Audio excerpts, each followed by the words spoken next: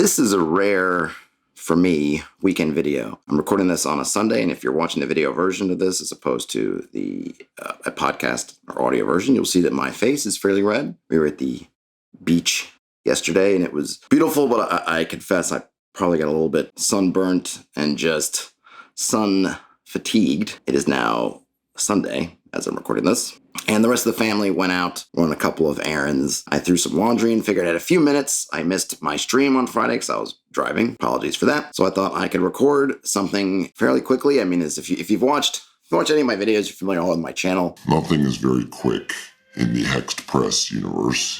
Excuse me. I had my virtual game group met up on Friday. It was actually a pretty interesting session. So all these sessions that I run for these guys, 3 guys plus me, so 4 of us in total. We run it on Discord plus the Theater of the Mind. Use the excellent Dice Maiden Discord bot for all the die rolling. The sessions only run for maybe 2 hours. That's probably if we're just really on point, on time, with a minimum of, hey, how you doing, and how's the family and all that, which, as you can imagine, rarely happens. Actually, I think 2 hours is probably even more. Really, I think it's really more an hour and a half. I think we really tend to start around 6:30 p.m. and then we're done at 8 or 8:20 sometimes.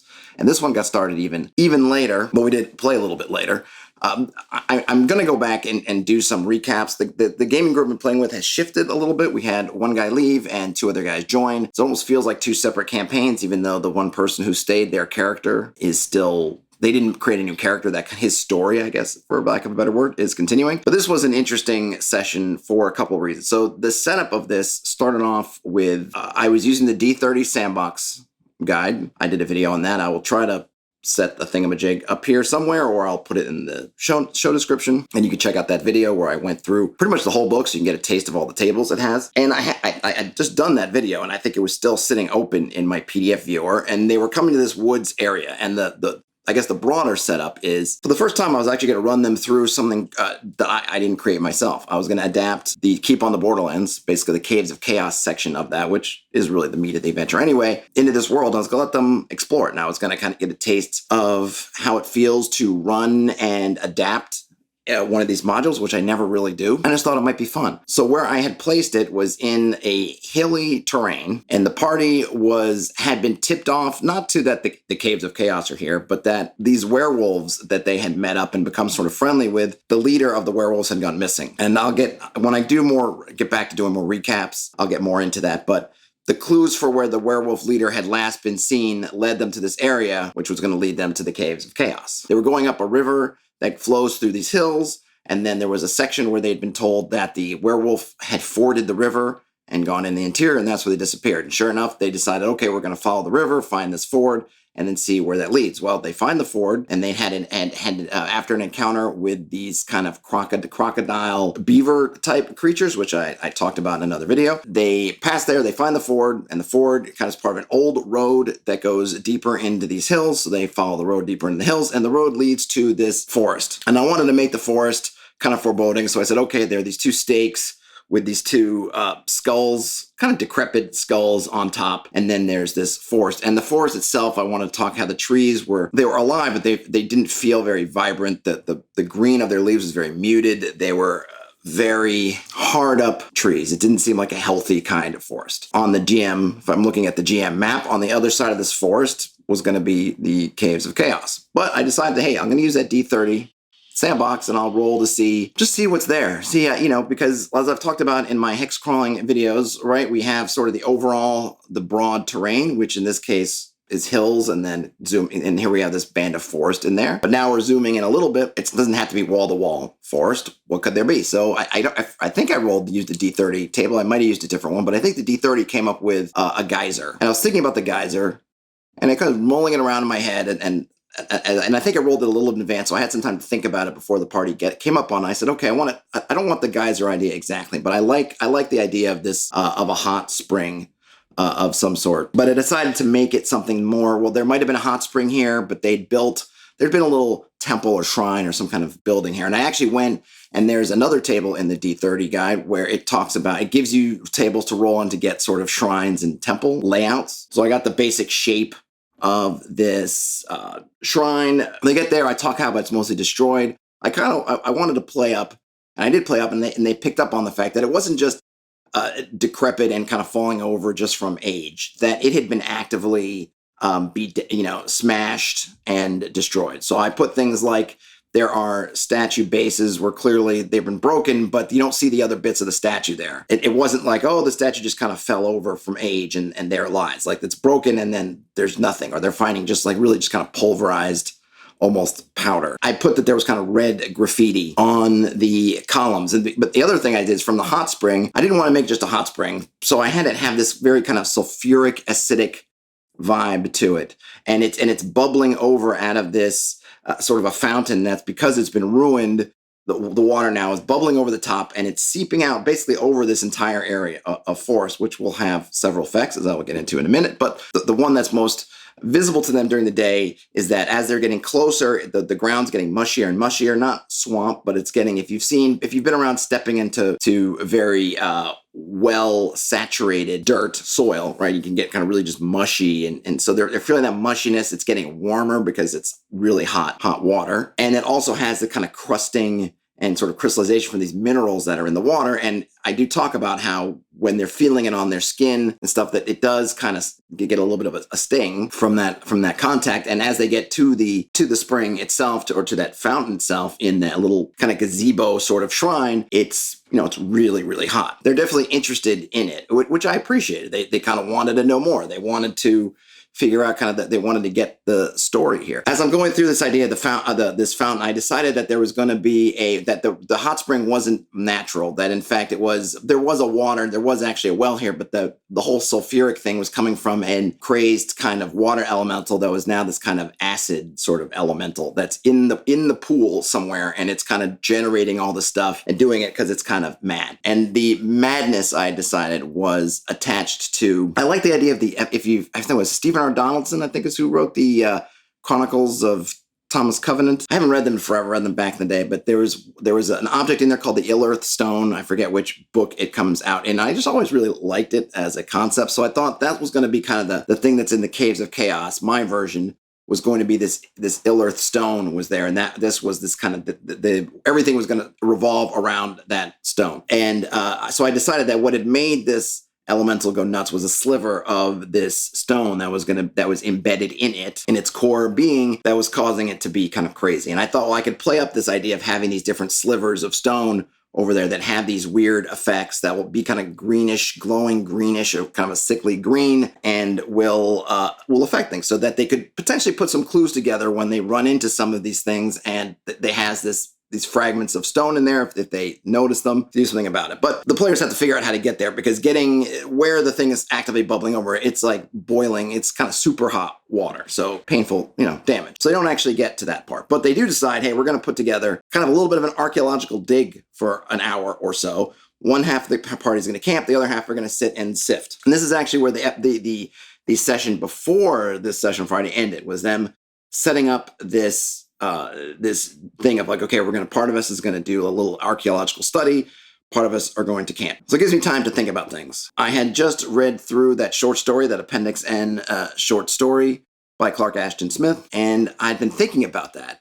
And I kind of like that there was that one, I'll link to that also, if you remember the story. Towards the end, the narrator is fleeing for his life, and he finds a sort of a safe haven inside some standing stones. And I like that idea. So I wanted to make it kind of tempting for them. So it wasn't just, okay, there's another place that's just untouched by all the stuff. I deliberately wanted to make it kind of a temptation. This session comes back, and I decided, okay, I'm going to have they found this one shrine that's kind of ruined with the well. There's going to be there's sort of another shrine close by, and that's going to be the one that is safe. They do their study, they're doing that stuff. Night is falling, and I'm having the mist starts to come out of the ground, and the mist is rising. And I make very clear to them that this mist is dangerous. The mist is highly poisonous. They can feel it when it's getting into their clothes. It's starting to sting them. It is obscuring the wood to a high degree. And so I'm talking about, okay, they're doing their stuff, and The mist is sort of rising. It's rising. So you have they're doing the study at the camp, and I'm talking about how they're digging stuff up, and they find a couple of coins that they don't know, that don't match up to the kind of coin of the realm, that clearly are older or distinct or just different. But as they're doing stuff, they feel their skin kind of tingling and stinging from the mist, this kind of wet, mustard, yellowish mist. The back at the camp, I mentioned how they see a glowing blue light in the distance, a couple hundred feet away. It's obscured by trees, but they can sort of see the glow, sort of reflecting off the different tree trunks. So they get kind of an idea of that. When they come back to the camp, the mist at this point is maybe up to maybe their knees, or kind of coming up towards their waist. They decide to have their hirelings and stuff stay at the camp. And the one hireling's been trying to kind of light this fire, and it makes a very weak kind of fire in the mist. And that basically the players are going to take their characters and go explore this kind of blue glow. So they go off to the blue glow, and they find this clearing, another shrine, and it matches up pretty much exactly, except this one's in pristine condition versus the other one that's in decrepit condition. And in this little shrine is basically a sarcophagus. I guess a sepulcher. No, because a sepulcher is more of a building. A sarcophagus, just a sarcophagus. So it's open air. There's a sarcophagus, but the lid of the sarcophagus is like a planter. It's got dirt inside, and this little tree or bush or bushy tree or tree-ish bush is in there. And there's kind of light that's sort of flowing outwards in sort of waves from this little tree. And it's sending out this blue light, and in some radius of basically where the clearing is, none of the mist, none of this fog. Is mist and fog the same? I don't know. None of this fog is coming in, and they pick up on this. Oh, this is a safe spot. So one of them goes back to the camp and finds that one of the hirelings is basically standing, has another one propped up against a tree, and is basically banging on his chest, essentially trying to resuscitate him, which he does. And I was really proud of the players in general and the one player, because he figured out immediately what had happened. And the other players kind of applauded and were like, what a Sherlock Holmes moment. So what had happened was, when they had left, the guys are just camping. They didn't take into account the mist, and one of them kind of laid down, and the mist, they breathed in the mist or the fog, whatever, they breathed it in, and yeah, it damaged them and almost killed them. And realizing how dangerous now this mist really was, the players had propped the guy out of the mist and basically banged on his chest and got him to kind of breathe again. And now he was struggling, but alive. So the player comes back and only sees the end part of that, but they put it together. He kind of had his haha moment. Aha! One of the guys must have laid down, breathed in the fog, and it almost killed him. And immediately they were like, oh yeah, of course that's it. And of course I'm smiling inside. So yeah, that's exactly what happened. But they picked up on the clue, and they're like, okay, we're going to get you guys over to this blue area where it's safe. So I had mentioned before that this safe zone wasn't free. And I'd been considering if there was going to be a legitimate price. Oh, you've slept here overnight, now you got to pay a price for it. I was thinking about it, but the other thing I knew was that the greed of players can never be understated. And I knew that it was going to be super tempting to them to mess around with this thing. Clearly, they're thinking, oh, there's something, something's buried, something has been, this is a tomb, so there's got to be goodies in the tomb. This tree is amazing. But the trick was, is you had to leave it alone. If you touched, if you basically, molested any part of this thing, it was going to kill the magic. So as long as they left it alone, they'd have this safe haven. They could sleep there. Nothing would bother them. The evil creatures of the chaos, I guess the chaos controlled or dominated creatures that are in the caves of chaos, they don't mess with this thing. They fear it. They don't know really how delicate it is, but they just know that it withstands this horrible forest. That's kind of enough for them to say, hey, leave it alone. They would be safe there. But while the one player was out there gathering the rest of the party and bringing them over there, one of the other players just couldn't resist, pops a leaf off of the bush or the tree or the tree-ish bush, whatever you want to call it. I didn't give it a name. And I talk about how like this kind of blood-like liquid, all the light just starts to drain out of the tree, and the light just starts to dim, and the thing stops. But even though as this kind of blood light thing comes out of the tree, it just goes even, as it's dripping, you see the light just evaporating from it. And by the time it just hits the planter or hits the ground or hits their hand, it's just this kind of inert, it has the same kind of viscosity as sort of blood, but it's just inert and dead. And then the mist, this fog starts to pour in like there was an invisible dam, and suddenly the dam is cracking and breaking, and it just starts to pour in and slowly rise up. So the party recombines, and now they're like, oh my gosh, what are we gonna do? The one player is this character is like, I leave you guys for 5 minutes and you go and you do this, and the other guy's like, I don't know, the tree, I wanted it, whatever. But of course, greed knows no bounds. So now that they had destroyed the magic of the place, the next thing was like, let's wedge open this sarcophagus. So the fog is coming in, and I talk about how you kind of see where there's maybe a crease or something. Could just be that they put a line in there. It could be kind of the edge of the lid. They were able to kind of wedge it enough to see that, okay, that it is a lid. Then they take their iron spikes and they jam it into the side so they can kind of wedge it, and all of them get together and they shove it open. But at this point, the fog's been steadily rising. Now it's rising faster from their perspective. And there's a wooden coffin inside, but the mist is sort of pouring inside and it's deteriorating the wooden coffin. And they try to lift it over their heads, which they do. But I talk about how the fog, because it really is like two opposing forces. The fog feels like it's really reaching up, and it's just disintegrating this coffin. And as it's disintegrating the coffin, this skeleton kind of falls out, clumps down in, and even then it's just disintegrating just rapidly as the fog seems to be attacking it. But they do get a couple of rings off of them, and I'll probably roll some dice to see if anything's magic or not. So the party gets they kind of drop that, and now they're kind of there. Now the mist is really rising. I think it's up to their necks, and they're kind of in a panic. So they end up broken up into 3 groups. So the one player tells the hirelings, hey, run. And the hirelings do. They don't wait for another word. They bolt out of there. Then that same player turns to the other 2 players and says, we got to get out of here, run. And he runs.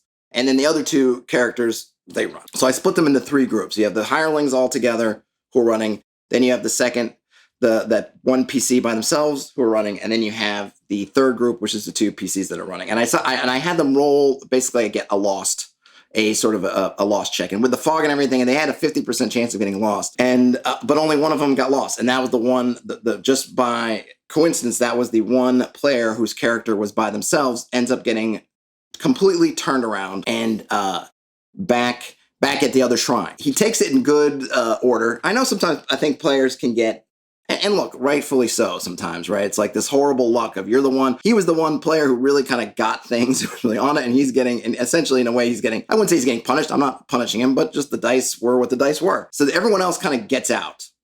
But now he's lost. He finds himself back at the other one, and I'm having them make now saving throws against poison, and they're taking 1 hit point apiece. But he's down to 3 hit points. He's got some powers that allow him basically like super strength and super speed and whatnot, but he realizes he needs to try to figure out how to get unlost, how to orient himself. So he climbs up a tree, and I have it that the fog basically goes up to about the tree line or the height, wherever the tops of the trees are. So he can get up there, get his head above, and see. And he sees kind of the darkened sky, or it's actually a fairly clear night outside the fog. He can see the edges of the forest more or less on both sides, and he can orient himself. But I also tell him that he's been in this fog far enough, and I had established with them that it's stinging, that now just breathing it in, it's not that much. In other words, you can't stay here. Because I think part of him is saying, oh, I could just spend the night here. I'm like, no, you can't stay here. It's all over your skin. It's seeped into your clothes. It's all against your skin. And you're going to start having to make those saves. There's a poison, even if you're just hanging out with your head up top. To the player's credit, they had some questions for me. And I think this is where, as a GM, you have to, I think, be open. And I've said this before. I feel like being open with the mechanics is a good idea, because it gives the player all the parameters. He was kind of asking me, well, one, why was I the one that got lost? Kind of how is this working? So I explained it to him. I said, hey, I determined that you guys were basically in 3 groups. And he asked about, well, why wasn't I with the other guys? And I said, well, you turned and told the one guys to run, they ran. Then you had a conversation with the other players, then you ran, and then the other guys ran. There was no point that he tell the other guys to wait for him, and he didn't wait for the other guys to move. He talked, they ran. He talked some more, then he ran, and then they ran. And once I explained it to him, he didn't have a problem with it. He was good. So, credit to him, because I think sometimes you could feel, as the GM, did I unfairly single him out? And I don't feel that I didn't, and he didn't feel I did, but I needed to explain that to him, or he needed to kind of hear it and understand it, and I did. And the other thing I explained to him is like, here's what happened. You rolled, you got lost. This is, and this is kind of the outcome of that. And I said, it's possible you could get turned around again. And I didn't say this to him, but part of this miss is also it is disorienting. And once it was almost like a save versus disorientation. Once you got disoriented, you could likely be disoriented again. So I explained to him, you have 3 hit points left, so clearly you can't spend a ton of time in this fog anymore. And I said, you're gonna have to figure out what to do. And I put it in terms of this is your puzzle. This is your puzzle. And I talk a lot about puzzle in the game and how the game itself is a big puzzle, or there are a lot of puzzles inside puzzles inside puzzles. I said, here's your puzzle. You're in the spot where right here, you have your head above the fog, you have advantage, you can see everything. But you're gonna have to go back down into the fog and move around, which might disorient you. You have 3 hit points left, so you don't have a ton of wiggle room here. And even though I do play with being able to get some negative hit points before you die, the fact is that everyone else is far away from you. They have no idea where you are. There's no way they're going to find you in the fog. If you lose those 3 hit points, even if you had an extra couple of turns, you're dead. You got to figure out how to either mitigate the fact that you might get lost or disoriented again, or figured a way not to get disoriented. And so he had his task, and he actually fairly quickly was like, okay, here's the solution. I've got my super strength on, so I'm going to, and super speed and whatnot. So I'm going to, first he had the idea of I'm going to run, I'm going to jump at intervals to see over the top. And I said, that's fine. That's perfectly doable. I said, but you can't see above your head. So there are chances you're going to jump and you're going to get tangled in a tree. You're going to get hit on a branch and you're going to lose time. Potentially you could get hit points lost through that way. And you don't have the spare, right? You don't have, it's not something you can't really afford a lot of mistakes.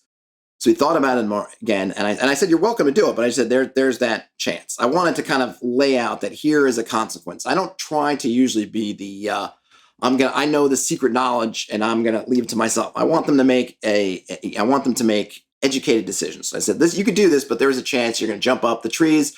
They're not super close, but they're not far apart that you have all these big gaps in them. So there's going to be a chance you can hit a branch. And if you hit a branch and you take a hit point of damage, or you hit hit point damage from the branch and then you fall, that's another hit point of damage. Whatever, it works. Like you only have 3 hit points left. And you don't want to take damage and then have the fog come in and you fail save and you take more damage and you're dead. So he thought about it again and said, okay, I'm going to go some distance. I'm going to climb up another tree and kind of do this, climb up, do this, climb up, do this, climb up. And I thought that's a great solution, but it's time consuming. You're going to do that, but I'm going to say I'm going to let you decide how the dice, but I'm going to let you roll the dice. You player, you're going to roll the dice to see how efficient you are. And I decided, let's make it 1d4. So you're going to roll a d4. I said, you're going to have to make 1 save versus poison right now, because as I said, you're now too much in the fog for it just to be breathing in. Now it's affecting your body directly. So you're going to have to make a save now. And then you're going to roll a d4, and that's how many saves you're going to have to make before you can escape.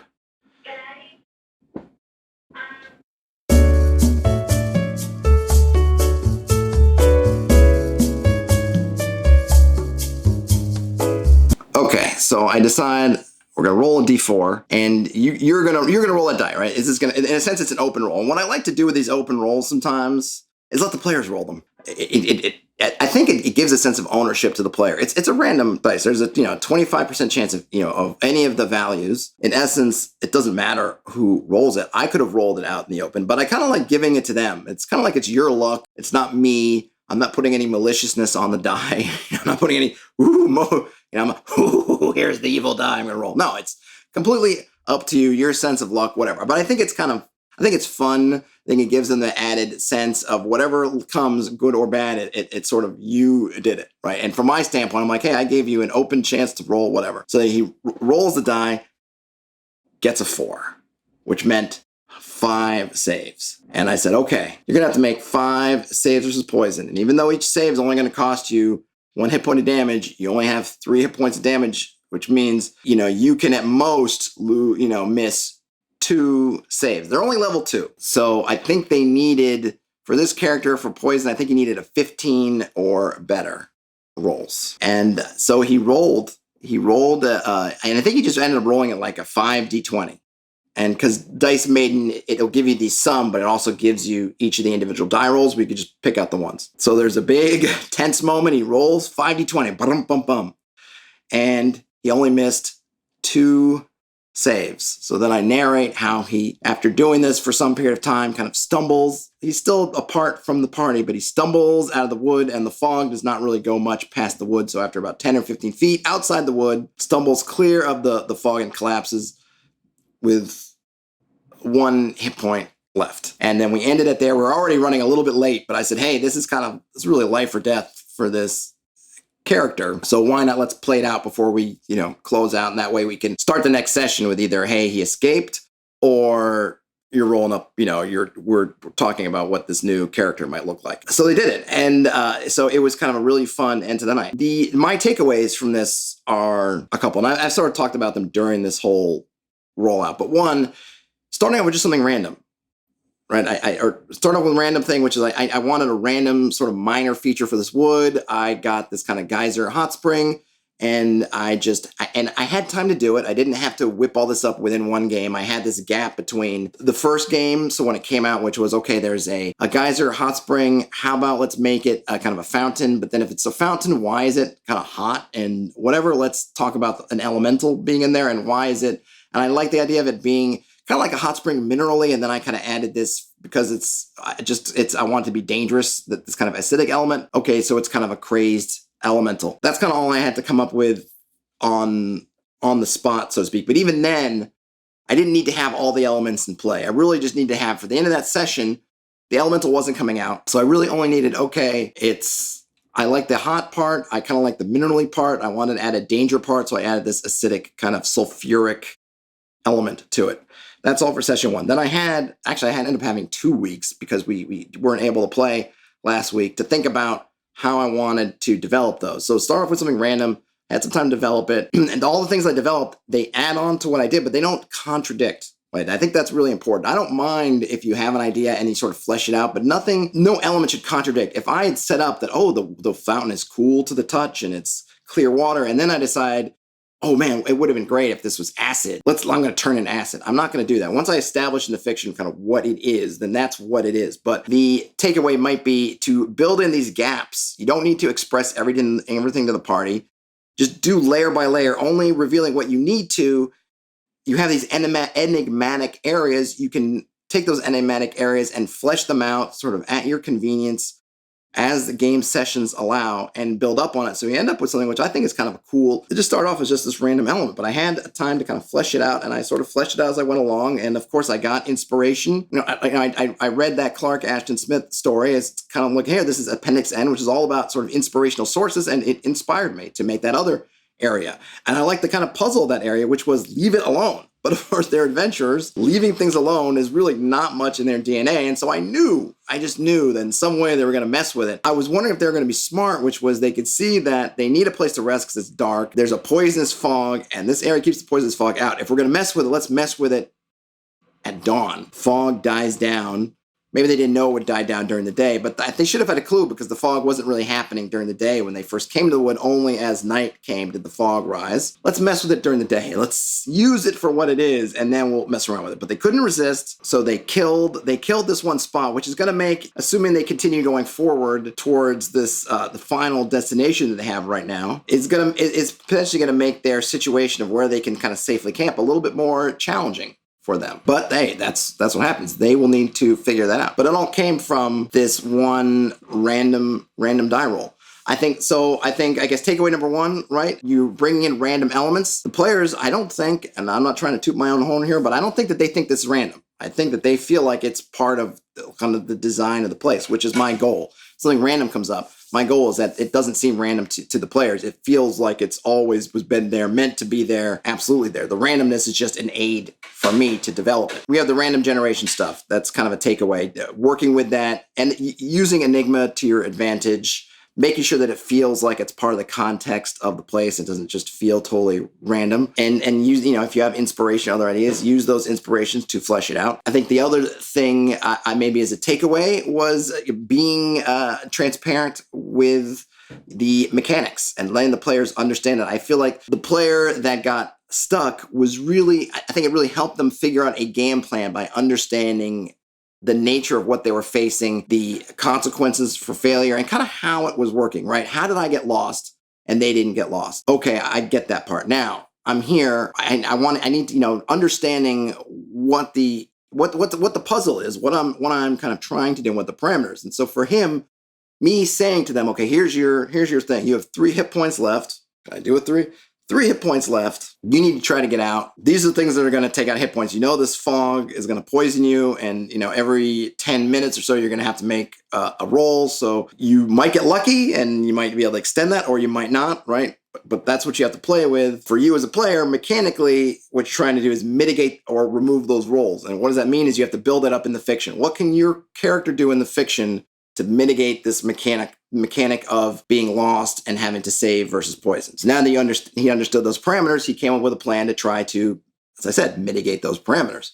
If I hadn't said anything, he might have come up with the same plans, but he also might not have understood the consequences of everything. And if he didn't understand the consequences of everything, he might have made different decisions, which ends up with a worse plan in there, and then most likely a worse outcome. So it was important to be, I think, for me to be transparent, and especially with the new player, really kind of lay it out and explain it. Because they may understand the different pieces that's going on, but they might not understand how they fit together. And these guys, look, they're not like a lot of folks on the internet who are just living and breathing all the rules and mechanics. They're coming in once a week for a couple of hours to play the game. I'm the one that kind of has a better grasp on all the rules, and certainly which rules are in effect for this situation. So, hey, right, as I try to be, I'm like the referee, right? I'm trying to be impartial. Part of that is if you're playing a game and you don't understand why the ref called a foul on you or something, or what's happening, you should be able to go to the ref and say, hey, ref, can you tell me what happened? And the ref should be able to explain it. Or explain like, well, what do I need to do here? And the ref should be able to say, this is what you need to do. By the same token, players asking, hey,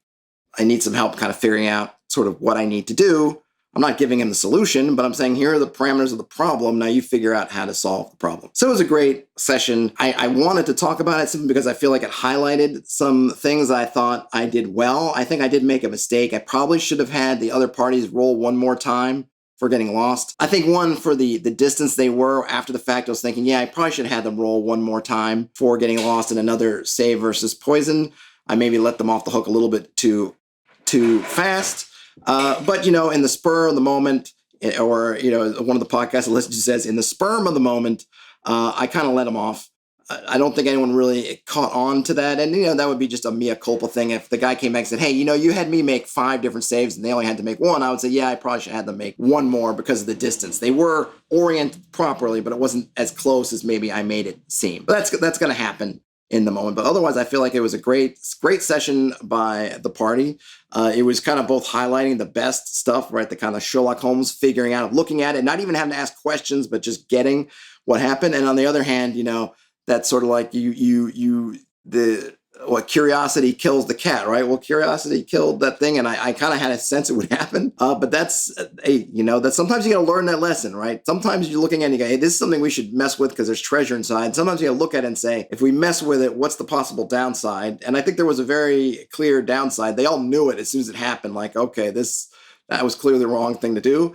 That's another lesson learned. Sometimes you got to look at it and say, hey, the benefits outweigh what we think we're going to get on the inside, so let's just leave it be, because the benefit is we have this place to camp and avoid this poisonous fog, and, so maybe it's not worth messing with. But that's the game, right? And we all play the game to play the game. I hope you enjoyed this. Like I said, I'm going to do more recaps later on as I get I got to get back in the flow of it and get a good cadence for them. And doing the streams every day, as I'm trying to, or every weekday, does give me an opportunity to do that. And I would have done one last week, but we didn't play last week. And then this week it happened on a Friday. We played on a Friday, so I wouldn't have had a chance to talk about it until Monday. So I decided just to do it as a straight up video now, but I should be back on Monday for streaming. So if you enjoy these videos and you want to see them kind of live or listen to them live, I have been streaming sort of usually about 12:30 p.m. Eastern US time for about an hour. So check those out. And I put notices in the community tab on the YouTube channel, so you can see those. And I also booked them also on Twitch, also on Facebook, also on Twitter. So you can check them out in a number of different mediums. If you dig all this stuff and you want to help support the channel, please give this a thumbs up, hit subscribe so you can get notified. I do have Coffee and Patreons if you'd like to support the channel in that way.